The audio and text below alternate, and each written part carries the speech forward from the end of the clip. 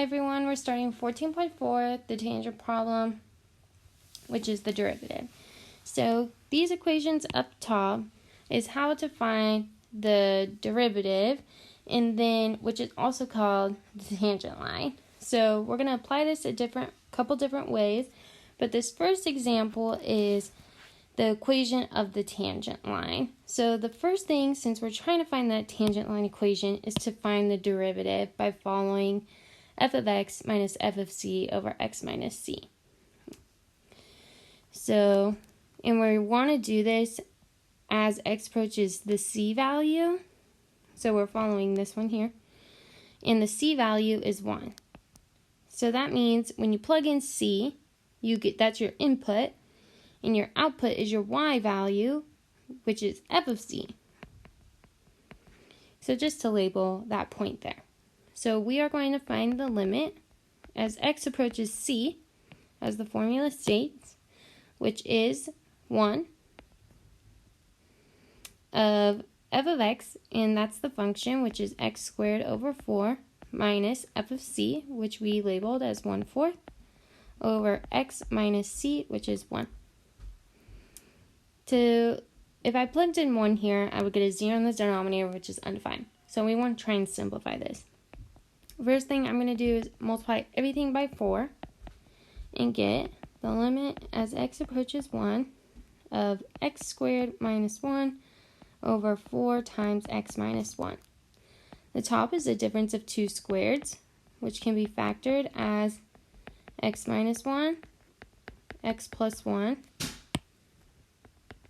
over 4 times x minus 1. So now those x minus 1's cancel. I'm going to sneeze. I'm sorry if that was loud. Okay. Next is, now I'm finding the limit of, as x approaches 1, of x plus 1 over 4. So now when I plug in 1, I get 1 plus 1 over 4, which is 2 over 4, which equals 1/2.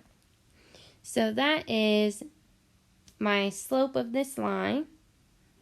And now I need to find the equation by just doing y equals mx plus b, because we're trying to find a line, which is linear, so y equals mx plus b. So y equals mx plus b. 1/2 is our m, 1 is our x, and 1/4 is our y. So we're going to plug those in. 1/4 equals 1/2 times 1 plus b, which is 1/4 equals 1/2 plus b, which gives us b equals negative 1/4. So our equation is y equals 1/2 x minus 1/4. So next is find the derivative of f of x at 2, or find when you plug in 2 into the derivative.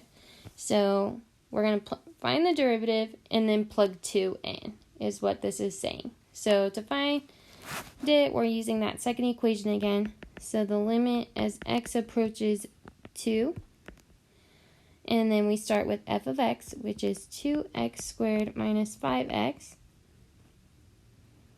And then we need to find f of c, which is 2. So let's figure out what f of 2 is first. So 2 squared minus f times 2. 2 squared is 4, and 4 times 2 is 8. And then 8 minus 10, so negative 2. So minus f of c, which is negative 2. And then all over x minus c, which c is 2. So to simplify, we get 2x squared minus 5x plus 2 over x minus 2.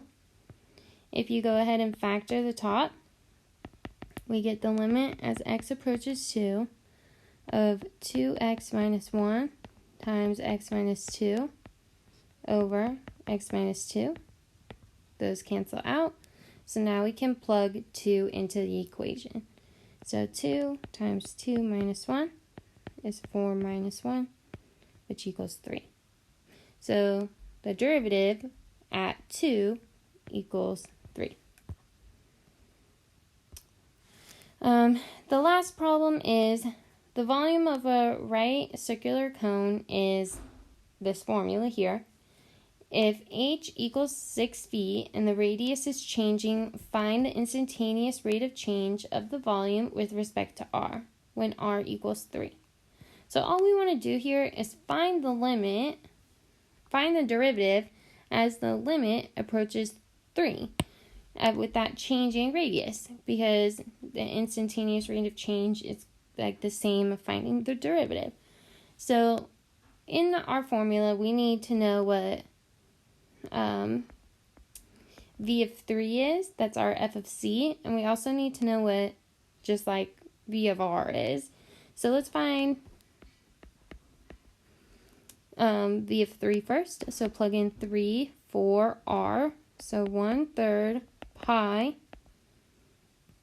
3 squared. And it said in our equation that the height was 6. And 3 squared is 9. But 9 divided by 3, because of the 1/3, is 3.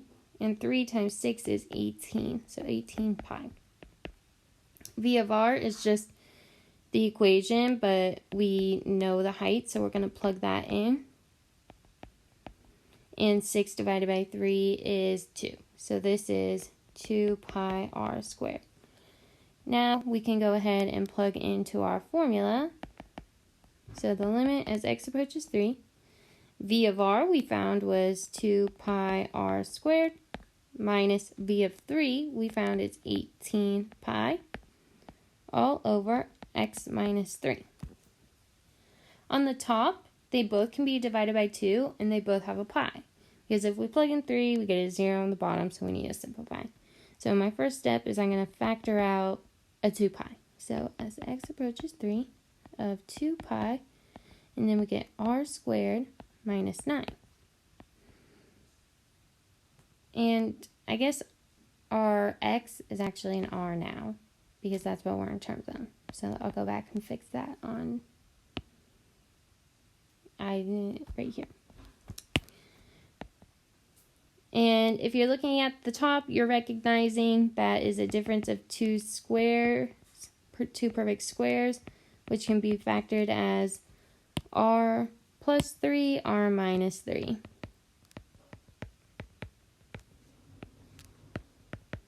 Now those r minus 3's cancel, and now we can plug in 3 into the equation. So 2 pi 3 plus 3, which is 2 pi times 6, which 2 times 6 is 12 pi.